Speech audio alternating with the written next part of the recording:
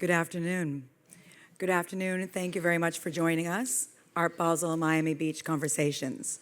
I'm very excited to introduce this one, The Future of the Artist and Gallerist Relationships. Our moderator today is Ed Winckelmann.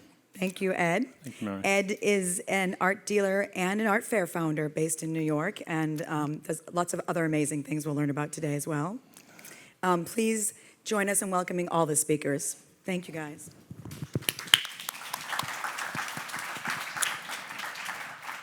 Thank you. Am I speaking too loudly? I'm hearing an echo back in my voice. Thank you for joining us this afternoon, and thank you to the entire team at Art Basel Miami Beach Conversations, from Noah Horowitz to the awesome Annalie Graff, and the absolutely incomparable Mary Spirito, who's been a hero of mine in the art world for many years before I even got a chance to meet and become her friend. She knows this. They're an absolute pleasure to work with. And thank you as well to our esteemed panelists. I know everybody has very busy schedules here in Miami, so I really appreciate you taking the time out of your schedules to join us for this conversation. Our topic today is the future of the artist and gallerist relationship. And we're having this conversation against a backdrop where barely a week or perhaps a month goes by when some well-known gallery doesn't release a press release saying that they're calling it quits. And very often, the pressures on the artist and gallery relationship are one of the reasons they list for that decision. But what are the challenges? What are the pressures on the artist-gallery relationship? And how can the various players in the art market help address those? We have perhaps the perfect range of experience and perspective in our panelists to help us explore that. And that'll become a little more apparent when I tell you a little bit more about them. So immediately to my left is Howard Reed, who was born and raised in New Orleans and studied at the Rhode Island School of Design. After graduating in 1977, he moved to New York and shortly thereafter began at the Robert Miller Gallery, where he was its director of the photography program. In 1997, Howard and John Cheim founded New York's highly respected Cheim and Reed Gallery, which is known around the world for its rigorous curatorial program, as well as for representing an international group of leading artists and estates, including Linda Mengeles, Louise Bourgeois, Joan Mitchell, Sean Scully, and many others. Recently, Cheim and Reed announced that in 2019, it will transition to a private practice, concentrating on sculpture commissions, special projects, and the secondary market. They will continue to work with the artists and estates that they've been associated with throughout their history and mount small-scale focused installations in their new space, and continue as well to participate in select art fairs like Art Basel Miami Beach, where you can see their absolutely terrific installation here at booth D9. Next to Howard, we're very pleased to have Irene Koppelman, who is an artist represented by Mexico City's Labor Gallery, who we're very pleased to have here as well, which opened in 2009 and works with artists whose creative process is based on research. Irene was born in Argentina, but splits her time today between Amsterdam, Argentina, and the regions where her work and her research take her. She is perhaps a perfect artist to discuss models of any kind with us, as her work explores the very notion of models. During her research and creative process, she explores the link between two sources, one of direct contact with the natural world and nature, and another of mediated contact, turned into an object or a landscape and then exhibited in a museum or sometimes a gallery, obviously. Her work has included a series of collaborations with museum collections, including the Geological Museum and the Entomological Collection in Amsterdam, the Taylor's Museum in Harlem, the Natural History Museum in London, and the Astronomical Observatory in Cordoba, Argentina. She has had exhibitions at New York's Drawing Center and Apex Art, at Le Plateau in Paris, Gasworks in London, and many others. And you can see an absolutely gorgeous painting of Irene's at Labor's Gallery here at the fair in booth H4. We're also very pleased to have with us Kibum Kim, who is a lawyer and a writer.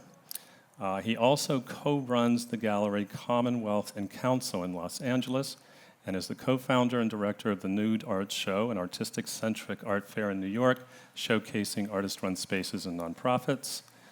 As if that were not enough, he's also a freelance journalist covering fashion and cultural trends. His writing has appeared in The New Yorker, Los Angeles Review of Books, The New York Times, and Hyperallergic. And you can see the outstanding installation of work by Alice Kunitz that Commonwealth and Council has here at the fair in their booth at P13. I encourage all of you to visit their respective booths here at the fair if you haven't already. And if you have already, go back and consider purchasing some of the great work they have. That's why you're here, right? To add to your great collections? Okay. So Howard and I were talking a couple days ago about this topic, and we agreed that it helps to understand what the future of the artist-gallery relationship will look like if you have a shared understanding of its past. With that in mind, he very generously volunteered to research this history, and I'll ask him if he will present that for us to get us started. Howard? Can you hear me? Okay. Ed, when Ed called me to be on this panel, I thought it was especially appropriate now because we are kind of at the crossroads ourselves after 3.5 decades in the traditional gallery artist relations, to be transitioning into a new model actually in February of 2019. So I wanted to give you my general remarks about the evolution in this artist-gallery relationship. By way of background, a precedent of much of the gallery model today takes its form from dealers in New York such as Leo Castelli, who started his gallery in 1957. Castelli soon identified a stable of first-generation pop artists. His idea was a single venue in New York with a network of gallery relations in the United States and in Europe, which would serve to distribute and promote the artists in his stable. He figured out a way to infiltrate and understand the different localities around the world was to work with someone native in each of those areas. In that time, most of the artists remained loyal and exclusive to Castelli Gallery and the model that he set up. Andy Warhol proved to be the exception to that rule and established his own factory in New York.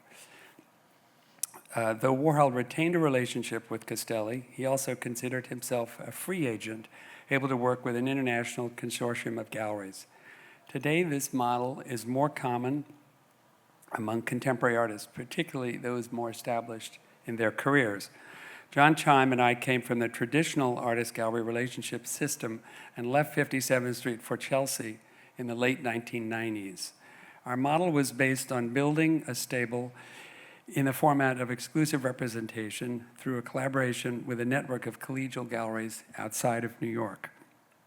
We are now interested in a model that seems more progressive and more in keeping with today's internet-enhanced art world. Through relationships with artists and foundations, we intend to create a program based on sculptural commissions, special projects, and working with a core group of artists on the secondary market, as Ed mentioned.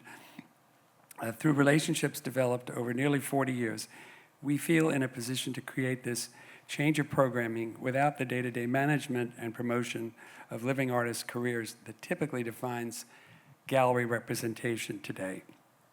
A program that would be more flexible and without the burden of infrastructure necessitated by the mega gallery concept, which is predicated or sustained on growth that requires adding real estate, adding staff, and an ever-expanding stable of artists in order to be successful. Both the internet and the proliferation of art fairs drastically altered the notion of a gallery and its primary relationship to contemporary art. At first, it seemed like the art fair was a more efficient model where a collector or a curator could see a year's worth of gallery exhibitions over the course of a weekend. Yeah. Like with print advertising, galleries felt the need to compete with other colleagues, and it seemed like the best approach to meeting an audience that would not otherwise get to New York. Soon, an imbalance ensued. We, for example, had instances of extraordinary commercial success in places like Miami and Abu Dhabi, and yet in the same season, complete failure in Hong Kong and in Paris. The need to keep up in this competition seemed to be the cause of the art fair proliferation from city to city. Finally, fatigue set in, and galleries started to become more selective about their approach to signing up for every new venue, every new art fair, and even some of the more established ones. In our program, we will continue to exhibit in the major fairs such as Miami and Basel. We're also considering adding new fairs to our schedule, such as TFAF and some of the newer fairs in Asia. Terrific. Thank you so much for that. And thank you for mentioning the Leo Castelli model. I'm going to mention the Leo Castelli model a few times through our conversation. And the reason is I have a book called How to Start and Run a Commercial Art Gallery that I wrote in 2007 when the Leo Castelli model was considered the predominant model for the artist-gallery relationship. It was basically just the way it was done then. In 2017, when my publisher asked me to revise the book, I asked Patton Hindle. Is Patton here? Patton Hindle is a wonderful art dealer who just started a gallery on New York Lower East Side called Yours, Mine, and Ours, and she's also a terrific writer. But of all the topics in the book we discussed, the one where we had the biggest difference of opinion on was how important the Leo Castelli model is for young galleries today. She felt that it wasn't as effective as it used to be, and that there were other models that were preferable. So that's the position that I'm entering into this conversation from, but I want to give everybody a fair chance to state your own position. So my first question to our panelists is, do you agree that there are new pressures on the artist-gallerist relationship? And if so, what are they? And I'll ask Kibum to start us off on that. Thank you.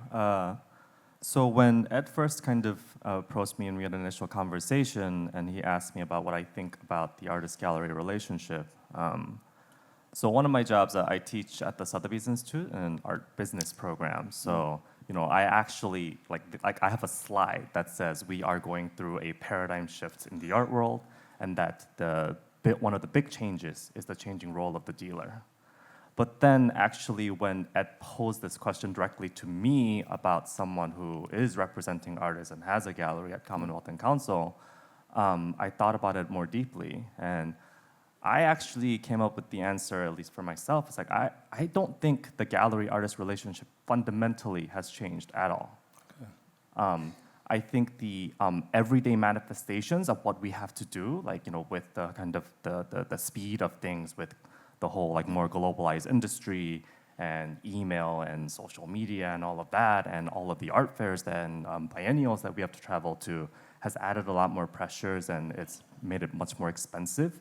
But at the end of the day, the whole kind of like the core mission and belief and commitment between the gallery and artist, which is to, you know, the gallerist is really the middle person, the agent, the nurturer, the steward of the artist and the artist practice. You know, hopefully, you know, obviously creating a market is important, but really it's about getting the work seen in the right context, creating the kind, you know, promoting their practice and talking about it in the right way, and getting them institutional opportunities, you know, in the hope that perhaps they will end up in the canon and make art history.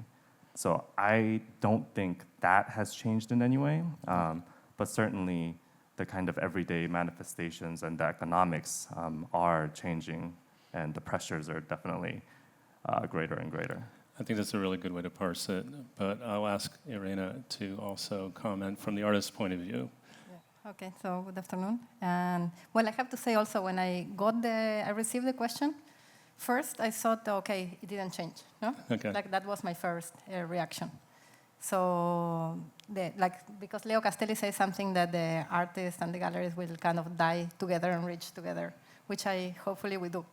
But besides that, then I started thinking about it more in depth, and then there are certain things that have changed. Right. And that has to do a lot with the way artists work today. So I guess one of the things is, as you mentioned also, it was a model based on New York. So the model was much more geographically located, and that was much more stable at those days. Now we are like totally atomized, no? We're like all over the world. I work all over the world. I'm Argentinian. I live in Amsterdam. My gallery is in Mexico. Right. So that already created a total different ecosystem. So the need to operate globally has added a lot of pressure. It's a lot of pressure for everyone. Right. And the other thing that I think that have changed is that artists, in a way, have at least part-time left the studios. So we do have a lot of, in a practice like mine, for example, but there are many other artists on my generation. We do a lot of research. We go through different experiences that have to do with going to locations, experience at exchanging with other people, other disciplines, all those things that they didn't so much happen before. And that eventually leads into a product that enters the market. But I think the galleries did have to adjust a lot to those kind of modus operandis. So my galleries have to get used to the fact that I'm going to be in the jungle for 2 months out of internet. No? Right. And that, in a way, is like, it looks like a waste of time somehow, but the gallery, in a way, has to adjust to the idea that's going to bring quality on the work, right, and be a bit more patient with it and accompany the process in a different form. So I think that all those things have changed somewhere. I would totally agree with that. And Howard, you talked a little bit about this in your introduction, but anything to add on the question of what the pressures are on the artist-gallery relationship? Well, in reaction to both of you, I'm thinking about way back in the beginning and talking about this kind of model that Warhol set up. And today it seems like artists entering, leaving graduate school or new in New York or entering the artist-gallery relationship need the nurturing environment of a gallery, need all of the background and services that a gallery can provide. But when you consider artists or estates, foundations more developed and senior, there seems to be a much bigger platform, more open, more free. And I mean, most artists at that level have studios and assistants and people working on catalog raisonnés and liaising with museum curators and directors, and that seems to be what we see today. And that's a really good transition into my next question, which is what can gallerists do to help address, I'm going to ask this of every player in the market, but Irene, you had mentioned quite insightfully, I thought, that what an artist needs from the gallery changes as a career advances, kind of coming off of what Howard just said. But could you talk a little bit about that from your own perspective? Yeah, I think one of the things is what I just mentioned, like the gallery did have to adjust to the idea that we work differently, right, and accompany the processes on a different dimension in a way. The other things are like all those kind of the network and museum access to talk to curators, museums, all that kind of institutional network. I think is something that the gallery does have to help somewhere. Yeah. So when we were talking, I had kind of listed what I thought the value proposition of the gallery for the artist is, the services they provide that may be more important in the beginning of your career than later. Do you think that they get restructured? I mean, in the beginning, most artists simply want a gallery for the solo exhibitions and the opportunity through that to get written response to their work, a critical response. How important are solo exhibitions in this point in your career? Yeah, for me it's very important. And the other thing that is very important is to have a sense of community, which I think galleries give. Okay. So the first thing I do when someone approaches me is to look at the profile and to see how other artists are in the gallery. Right. Because basically what you're trying to build is a community that you can... I mean, I do agree that the pressures are much more than before. Right. But therefore you need to create like a barricade with the people that you believe in. No? That's your galleries, your peer artists in the gallery. So that kind of support, which is like a moral support in a way, it's like a family. Yeah. Right. Well, I think the context that Labor has is perfect for your work. And I guess I'm going to switch over, because Kibum, when you and I were talking, you described Commonwealth and Council's approach to this question in terms that most closely align with the Leo Castelli model of any young dealer I've talked with recently. And so I'm going to ask if you can describe when you think that still works and when it doesn't. What are the factors there? So maybe I can start with like a brief history of the gallery, because I do think it's quite unique. And just to front load that, I joined the gallery as partner more recently, about a year ago. So the galleries was started by my partner, Young Chung, and out of his apartment on Commonwealth and Council Streets. So that's where the name comes from. And the first show, he cleared out his living room and dining room and hosted a 3-week residency for a young artist named Gallerist. And he did 3 shows at our apartment. The landlord put a stop to that. And we are now located in Koreatown, Los Angeles, and have been there since 2011. But it was really more of an undefined kind of thing he was doing. He just loved art. He had a community of artists. He was an artist himself for a long time. And he really loved putting these kinds of artists and conversations together, and really didn't sell a work of art for a number of years. He sometimes tells the story of how a museum trustee came one day and wanted to purchase a piece. So he had to hurry that day to get a business license so that he could even charge sales tax. And that happened years after he opened the space. And when I first met him, he was adamant in saying that he doesn't represent the artists he works with, even though the kinds of conversations he has, the critical rigor with which he approaches the programming, I think is as good as anyone can give.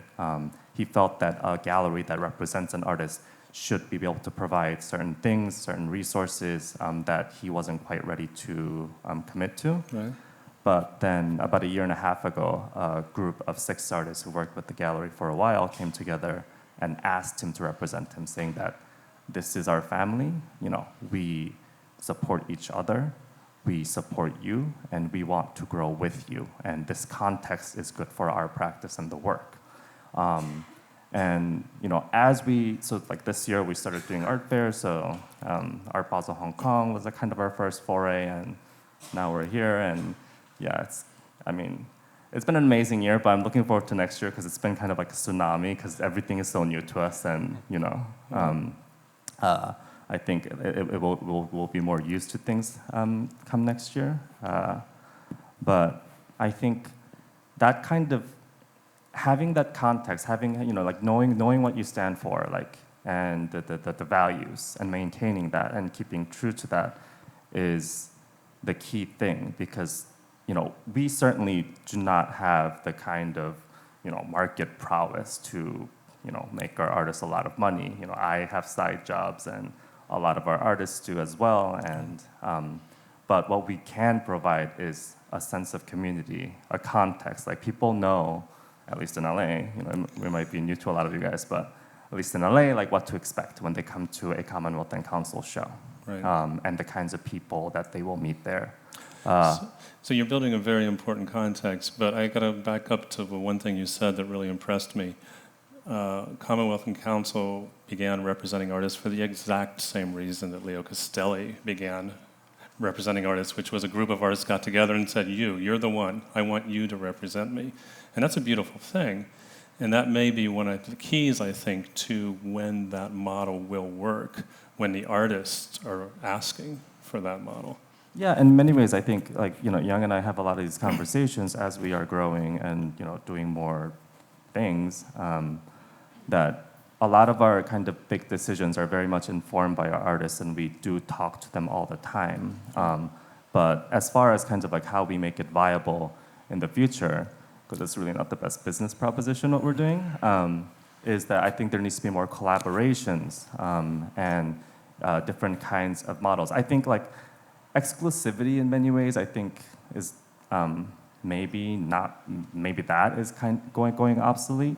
Mm-hmm. The whole notion That's what of I'm that. hearing as well. And in many ways, and it really is true. It's it's such a cliche, but the gallery-artist relationship is kind of like dating. The way you first approach someone for a studio visit, the conversation you have, it's really like a proposal when you have that conversation about representation. Wow. As that accelerates, it's more like speed dating, I think. Yeah, so. but even in dating, people are kind of reimagining what the form of that can take, and I think that is bearing fruit in the art world as well. So our artist that we opened the gallery with, Gallerist, actually works with Labor Gallery with Pamela that Irene is with, and there are some things that we can provide that Labor perhaps can, and vice versa. So it's a very good fit, and we have conversations and kind of think through what would be best for Gala together.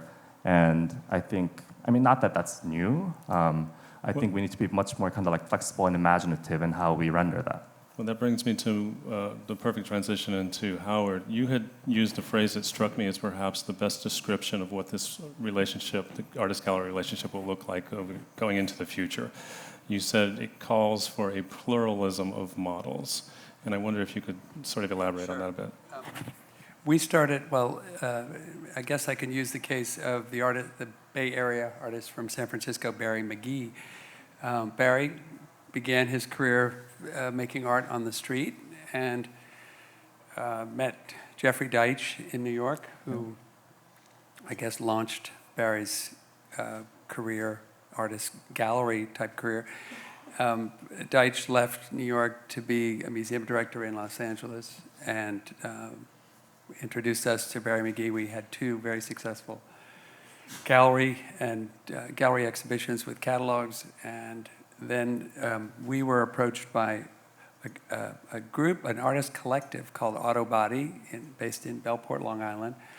And Barry McGee, almost in returning to his roots, embraced the idea, loved this concept of working with a collective of 8 people formed out of an automobile body shop in Long Island, an abandoned garage of sorts. And they had this program of presenting art in unusual spaces. They would create exhibitions in churches, on an organic farm, on an ocean beach. And last summer they presented Barry McGee's work in the local historical society. Nice.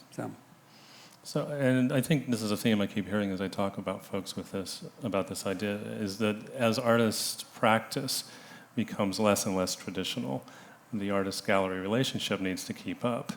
And you had also said quite bluntly and accurately that the relationship needs to serve the artist's processing their practice. So it's not surprising that it's evolving. But on that subject, what could artists do in response to the pressures? I have some ideas about this myself. Usually I get looked at like I have 3 heads when I share some of them, so I may just hold them in case. Howard,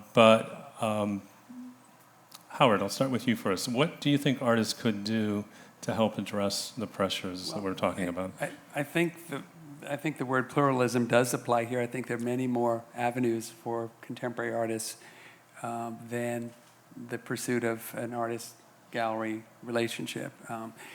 Art has gone from being the exception to the mainstream, I think, from the 1990s now. There's an art fair every month somewhere. Yeah. There's public art all over the United States and Europe, now in Asia. And I think the venues have just expanded exponentially, aside from the gallery system. I mean, we started in Chelsea 22 years ago. There were 6 galleries. I think there are 250 today in that part of New York. And at least that many art fairs today. So I don't know how many art fairs there are. Lots. yes.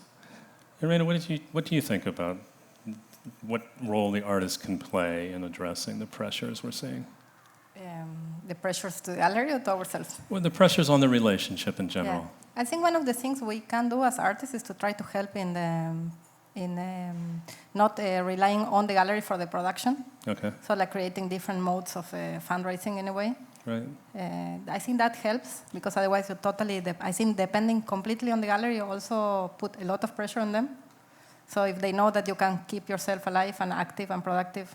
So for the artists in the audience, where else can an artist get funding for production? So I'm always looking for all like research grants and art and science, because I work a lot with scientists, so there's always art and science somewhere, or ecology, or you just kind of have to keep looking, but once you have the gymnastics in it, they are available. Which of those opportunities have been most successful for you? I got a couple of grants in Spain. From Botín had a very nice grant. Okay. Fundación Botín for projects. Montehermoso used to have a beautiful one, but disappeared. Then the Smithsonian has a grant for artists wanting to work with their collections. I got that one too. Terrific. Yeah, then I live in the Netherlands, which has quite a generous support structure for artists as well. Oh, congratulations. Nice. Yeah, so I think that helps. I'm sure that helps. I'm sure every gallerist in the audience is like, yay, for that idea. I mean, it's a lot of work. It's like having a job for me. I mean, I really spend a lot of time. No, I'm sure as well. So, But it's better than having a job. yeah. We had let's see, Argentine real estate developer who I think wanted to get out of Argentina and get a project in Miami. Right. And he came and built a beautiful building here on the ocean. I think it's most famous because the Jeff Koons ballerina is in the lobby. And he approached us on behalf of one of our artists, Juan Usle, and everybody said, lobby art that helps real estate developers sell condominiums, we're not interested in that. But he did a very elegant presentation and very spare and has installed beautiful works in the base of this building. I think I know which hotel you're talking about. Okay. And Kibum, on the same question of what artists can do to help alleviate some of these pressures. Any ideas? I think for one thing, artists can claim their agency in being able to say no to things. Like oftentimes, especially when an artist is getting attention, things happen so quickly and they're just getting asked. And a lot of them are great opportunities. But you can still I think one of the things that the pace of the art market has done is for the practice to develop, sometimes you just need to take a break, maybe. Yeah, just go on a research trip or residency and do nothing and read and look into something new. Mm-hmm. And that's becoming more and more difficult. And it's a conversation that we have with a lot of our artists. And I understand that it's very difficult when it is a very kind of compelling opportunity, but they have been saying kind of no to certain things and thinking about the long term. And I think that's just like a better for their lives and ultimately for the artwork and their careers as well. I think also knowing that your gallerist is telling you that, it really helps as well. So, and not only to give them permission to say no, but to kind of strengthen the relationship, to understand that you know the necessity of them taking time and doing their research. And I wanted to add one thing that I think also artists are a bit more, also in that line, but also in terms of, I think galleries are in a more fragile position than before. mm-hmm. And I think artists do have an active role in defending the galleries as well, no? I think that's a little bit of an inversion probably also from the Leo Castelli model, no? That you have to, I mean, there is always a museum that wants to displace your gallery from the deal. Right. There is always an extra gallery that wants to displace the percentage of your gallery. So in those kind of things are very important that the artist is also active and determined. Well, you actually led right into the thing I wasn't going to talk about, but since you have, I will share it. There are some artists who ensure that the younger gallery who helped them get their start maintain access to the work after they move on to a larger gallery, at least for a certain period of time. I'm not going to name any names, but I have 2 or 3 examples in my mind of very well-established artists who continue to do either shows or give work to the gallery that helped them get started. There are problems with that. Basically problems with negotiating that for an artist who's looking to work for a bigger gallery. But I do think if artists made that basically the agreement under which they would move on, that could help alleviate a lot of these pressures as well. Would you agree? Any of you? All 3 of you? Kibum? Well, it would be helpful, but I hope they stay with us. But okay, so actually, I think kind of going back to what Howard was saying, I do think one of the things that we'll see more and more of is perhaps the gallery model will evolve significantly. This kind of certain exhibition schedule and scheduling a show for an artist every 2-3 years, and that kind of model might change. But at the end of the day, I think that core relationship of having someone who's going to be a steward for your career, that need will always exist. So some artists are very good at managing their own careers, getting their own opportunities, even institutions. But I do think like if you want to be more of a market artist, and like I've been reading like some of these stories, we've talked about this, who artists who sell really well, like off of Instagram and things like that, but that's not going to get you into museums. That's not going to get you into the kind of the critical dialogues that if you are an avant artist, and maybe this is kind of like a elitist conception, but this kind of like the avant-garde enterprise that we are all a part of that sustains the industry, that's not really the model forward, I think. So I think the need for that agent, and that agent will need to do things like getting them opportunities to do these maybe, like ambitious, grand public art projects, and more institutional projects as well. But I think the core kind of relationship and the reason for being for that relationship between a dealer and an artist will always remain. Totally agree. I'm going to move on and ask what you think art fairs can do. And it would seem that what role do art fairs have in the artist-gallery relationship? Well, all dealers know that the pressure to participate in fairs and do well in fairs has increased over the past decade. We all agree to that. But sometimes those pressures then get passed on to artists. Not saying anybody here is responsible for that, but art fairs do have a role in what's happening in the artist-gallery relationship. So, Irene, without talking about any particular gallery you've worked with, what kind of pressure do you think gallerists can exert on artists with regards to the art fairs? I mean, you're kind of aware that they're going to lose a lot of money if you don't deliver, no? Right. So the figures it's just per se. You can, even if they don't put the pressure on you, you're aware of the... You are aware of that pressure. Yeah, I mean, it's a lot of pressure for them, and it obviously leads into pressure for the artist, no? Right, no. But I think you just have to be a bit clear, because, I mean, basically what's happening in my experiences is if the gallery has... They know which works they could take. I mean, sometimes I say, okay, let's take this work, and it's like, okay, no, that's not going to pay my... So it's not really a pressure on what I perform as an artist, but it's more an editing. I mean, we edit, in a way, with the gallery, the works that could go to a fair or not. Just having a very open conversation about the kind of work that does well in a fair and doesn't. Yeah, and it's kind of, in a way, in my practice, it's a bit self-evident. I mean, I have very dry drawing processes that sometimes we take to fairs, but you're running a bigger risk. Right. So there are other ways to work with those pieces. I mean, they're not totally out of the market, but you have to find other moments. Well, Howard, you had mentioned sometimes the pressure goes the other way, so that an artist will pressure their gallery to take particular work to a fair when that may not be the gallerist's first choice. Can you want to talk about that a little bit? Well, we started here in this fair in Miami in 2002, the first year that it ran, and have been here ever since. It's been one of the greatest fairs for us. There was a little moment in, I guess, 08 or 09 when there was a downturn and things kind of went the other way. But this fair in particular seems to feel like the right venue for us and an opportunity for, 6 months of collectors or traffic. That it would take that long to have all these people come through the gallery, make it to your booth over the course of a few days or the weekend. Another point that I feel like that could change with a fair model is this multi-tiered pricing system that is now being talked about, where different galleries are being charged different amounts for the space that they occupy.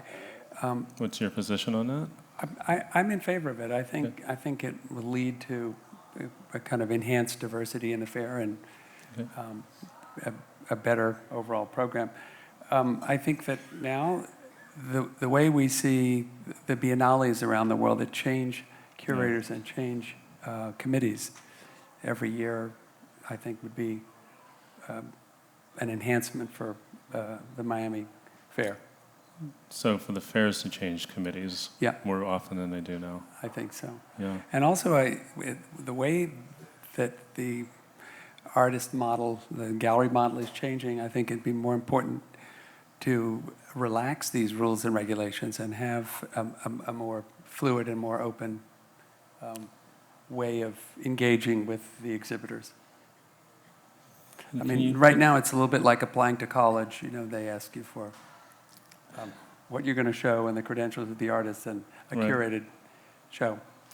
Well, Kibum and I were talking a little bit about you submit your proposal to the fair, and of course the fair is very invested in making sure that what you submit is what you bring, and completely understandable. Right.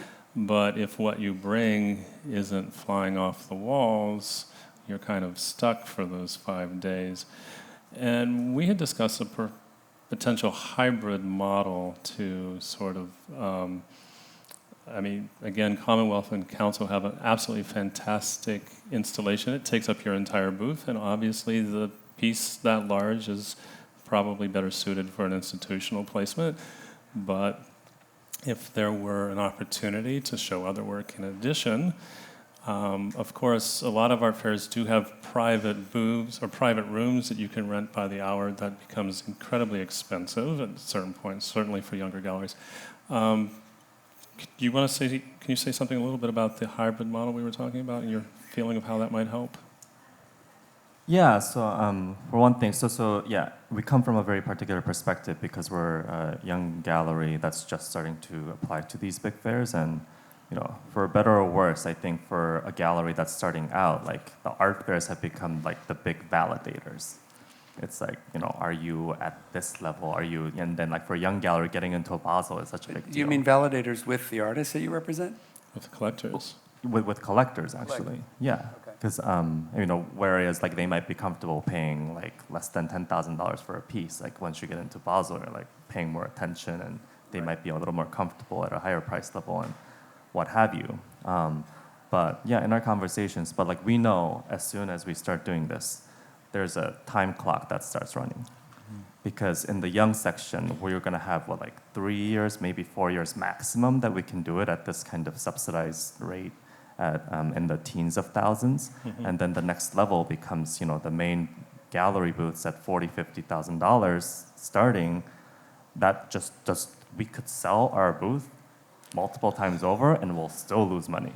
Right. So that just does not make sense for us. So we know that now, from now and in the next 3-4 years, some of our artists have to get to a price level where that makes sense. And I can see the direct chronology where, again, that starts to exert pressure back on the artists. So, So yeah, it's a pressure on everyone. But it's something that is already happening, but I do think the art fairs can kind of rethink all of these kinds of rules and regulations that have been in place since the beginning. I think for the younger galleries, like if we can change out works, if it gets placed, it could be helpful.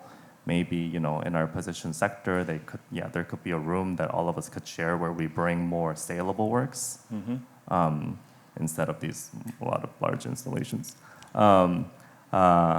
And more kinds of collaborations. I know, I know that a lot of fairs now are rethinking the whole kind of physical space, whether a dealer needs to have a gallery and a regular exhibition programming to be able to participate in these fairs, and having a roster of artists that they represent, but also allowing galleries to collaborate on projects, because that shares a lot of the financial risk, and of course. You can share other kinds of resources that can be very helpful. So I think it's all happening. I don't have like some magic pill answer for it, but I think it's one of the big challenges, especially for younger galleries, because like there's such a pressure to grow once you start doing these big fairs. Well, and I don't have any magic pills either, but I do believe the first step toward finding solutions is talking about it. So I appreciate everybody's openness and honesty about that. I have lost track of what time it is, but I do want to have one more round with each of our panelists and ask any final thoughts, very specifically, about the future of the artist-gallery relationship that you'd like to share with our audience. Howard?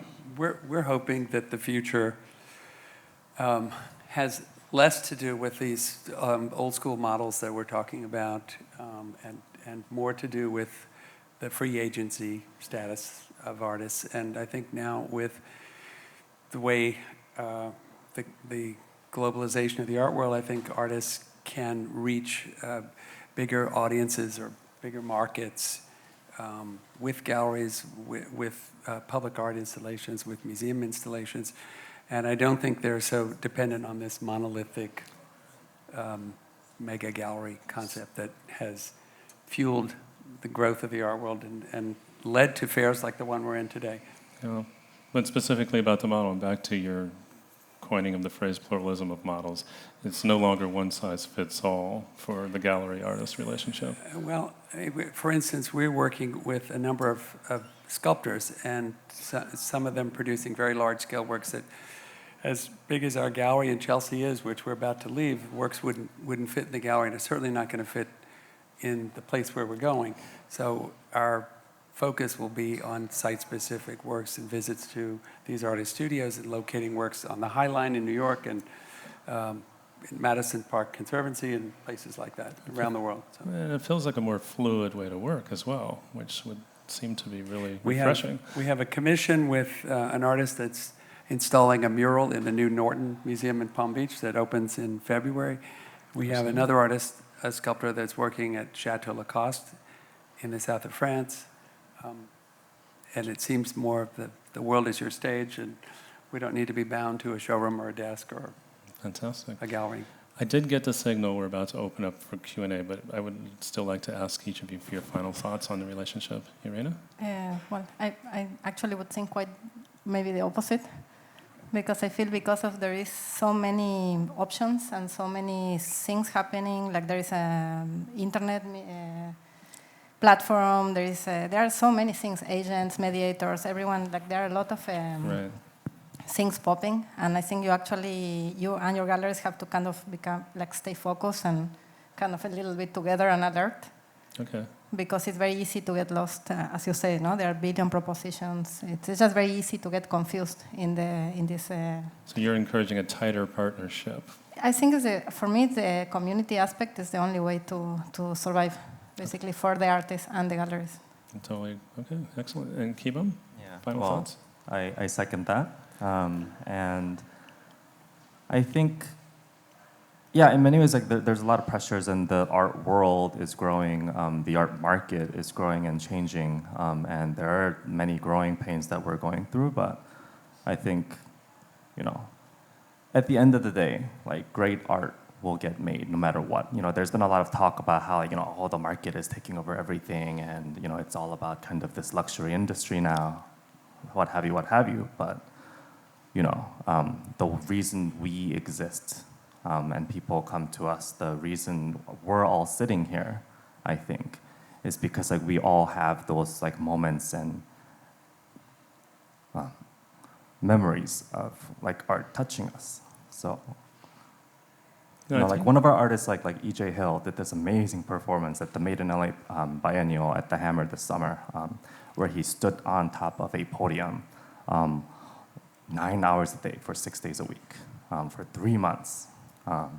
And it was such a moving performance. I remember every time I visited, I could barely look at him, because he and to me it's he was doing that not because he's extraordinary, but because as an extraordinary person, who wanted to kind of gift us with this experience, this kind of communion, and we can't sell that. But that's an indelible thing. That will stay with me and all of us forever. And that's why we're all here. And that's why, a light string costs millions of dollars. Yeah. And I think if we root ourselves and center ourselves in what it is about art that we love and care about, all of these things will work out. And I think the artist-gallery relationship really has to kind of respect that and honor that. You're also getting back to the very heart of the Leo Castelli model, which is the gallerist believing in the importance of the artists that they're working with. So thank you all for that. I do want to open up to any questions we may have in the audience. Pamela? Hi, this is a question for Edward. I noticed that you were, when you were addressing the relationship between gallery and artist, you used the word services. Yes. As if the artists were our clients. I think the artist is our client, yeah, or the gallerist. I don't. Well, and this is, we can certainly have conversation about that over coffee. I had sent, or I talked, and we didn't get into it here, of the gallerist being one in a spectrum of intermediaries. And Irene mentioned a few of the others. There are now artist agents, there are studio managers, there are art consultants, and even online channels that can connect artists with collectors. The gallerist is simply perhaps the most popular of those intermediaries, and maybe for reasons that you're getting at, that it's not simply a client service-oriented relationship. But I did want to acknowledge, in the way that I was talking about it, that there are other intermediaries, and online channels in particular are exerting a lot of pressure on the traditional relationship, I think. So. Thank you. My blood pressure just went up getting this microphone. My thing is, it kind of reminds me of Orchard Street, Delancey Street. My dad used to take me down to buy school clothes every year, like the haggling for prices and stuff like that. I see it like the music industry, the relationship between the artist and the record label is the artist and the gallery. So more and more, I think that artists are starting to say we got our own power, our own voices, and they're going to part ways unless the galleries and the artists can come together, because more and more art is only building because it's really being recognized by mainstream as an investment now. People are buying art to invest. They're hoping to make some money, a return. And that's what the gallery wants, that's what the artist wants. So until the gallery learns how to build that sense of the word community, like you first stated, and to be that record label or gallery that cares, that shows a different side, you know, than what we're normally seeing. I think that this could be what they call in stocks a dead cat bounce, when it goes way up for a minute and comes right back down. But the ones that catch it and capitalize on technology and art are the ones that are going to be around. Yeah, but absolutely. slowly and surely, as you see galleries are shrinking down and moving from the big places to little small and smaller places, that's going to continue until that relationship is made stronger, you know. Thank you very much for that. I want to comment on that. Please. The place where you mentioned that your father took you clothing shopping, there's a big store there was an institution down there called Bekenstein's on Orchard Street, and that is now the Emmanuel Perrotin Gallery. I was going to say galleries are there now. Yeah. The galleries have invaded that part of the Lower East Side, and to your other point, I think that we all remember and have to say that we are agents. The artists are the people that we work for. That's the relationship as we see it. We are agents. We work for the artists. So.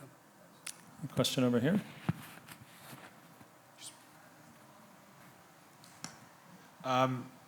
In talking about the relationship between artists and galleries, one thing I don't think was covered was this whole idea of the job of pricing an artist. And in particular in the context of fairs, because it seems to me, I don't know what they charge, but they seem to be extortionately expensive. What do you think has been the influence of fairs in particular in overpricing artists? We've come across fairly egregious examples of artists that nobody's ever heard of, as far as I can tell, who are being priced at levels that exceed those of extremely well-established international artists. And I'm questioning whether that's just greed from the gallery or just pressure from art fairs and the venues that they have to try and amortize, as it were. Not saying that anybody here has ever overpriced artwork, but would you like to, Kibum, would you care to comment? I mean, at the end of the day, you know, and I talk about this in my classes as well. It's like, you know, art does not have like a utilitarian purpose, right? So, you know, we don't wear it, we can't eat it or drive it. I guess some art you can. And in many ways, that's why the price of an artwork can be anything, right? You know, it's some paint on cloth. Sometimes it's an object, or sometimes it's not even an object. But there are many people who enter the art world, and a part of the reason why the art market is growing is because of this kind of like interest in finding an alternative asset for investment reasons. But you know, I guess what I was kind of trying to articulate in a very inarticulate way earlier is that, but all of that is sustained by this kind of core belief in that art is important, that art is edifying, that art transcends our everyday experiences and worries, and kind of shine a light back on how we live, you know, maybe kind of revise histories and propose alternative futures. So that always needs to kind of exist, and you know, how things are priced, how people are doing business in many ways. You know, if you can overprice things and you can manage to sell it, I say it's like, yeah, it's like, why is a Birkin bag $10,000 plus? You know?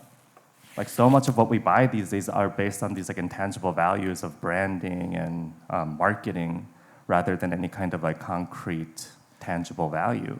If I understand the question correctly, though, it's more specifically, is there pressure that to participate in fairs and pay for those booths that leads to pricing exceeding perhaps what normally it would be otherwise?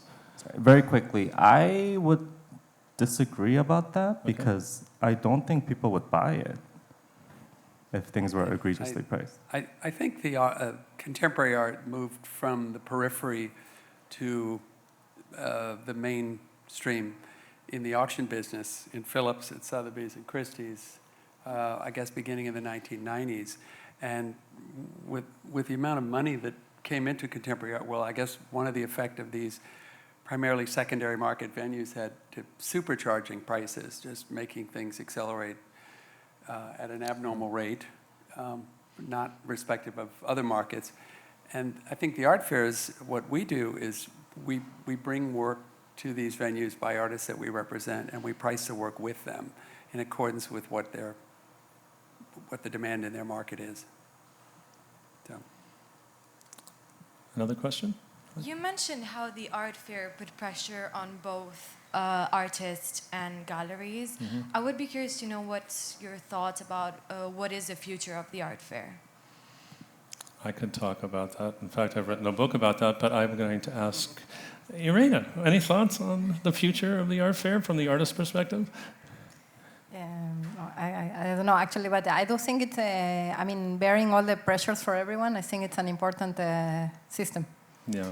In terms of visibility, for artists particularly, in terms of visibility. So you wouldn't advocate for the art fairs disappearing overnight? No, I wouldn't advocate, no. No.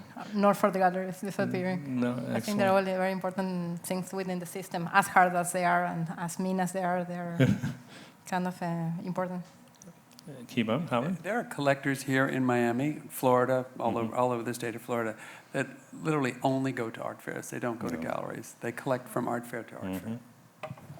I mean, there's certainly a glut of art fairs. You know, some of the things that like we joke about with other gallerists is like you meet more fair directors at an art fair than collectors. Yeah, at the end of the day, like it is a very efficient system. Like, you know, like it's much easier to make a decision when you've seen works from 300 booths, what they have to offer, rather than like visiting 4 or 5 galleries in a day. So I see like the why it works, and I do think, you know, it's a bit oversaturated, and we will see changes in the art fair market, but Yeah. I think they're here to stay. We're seeing changes already. I don't mind saying that in New York, 2 fairs that used to be satellites of the Armory show, including one that I co-founded with Murat Rezabekov, have stopped doing New York. The other being the Nada Art Fair has stopped doing New York. There is pressure on the fairs as well to kind of grow or go, as they say. Other questions? Hi. Hi. I'm Poisey. I'm an artist. I'm curious to hear your perspective of an artist having her own gallery and also an artist without representation appearing as a solo show in an art fair? That's an interestingly timely question. Somebody was just asking me that the other day about artists being their own gallerist. I think that in the spectrum of intermediaries I was talking about before, we may see more of that. I mean, the conventional wisdom has always been that artists can't be their own dealers because they need the time to be in their studios. But with technology perhaps making it easier to reach a wider audience than ever before, I think we may see more of that. With regards to whether art fairs would let them in to participate in the fairs, I think that may depend a little bit on the art itself, but I don't know. I can imagine that happening. You guys? I think I can. So, anybody disagree? I think the juries should be fluid and changing all the time, and I think they should just be a reflection of quality. Absolutely. So. Okay, I think we just got the signal that we're done. So again, thank you to the panelists for your time. I really appreciate it. And thank you all for coming out today.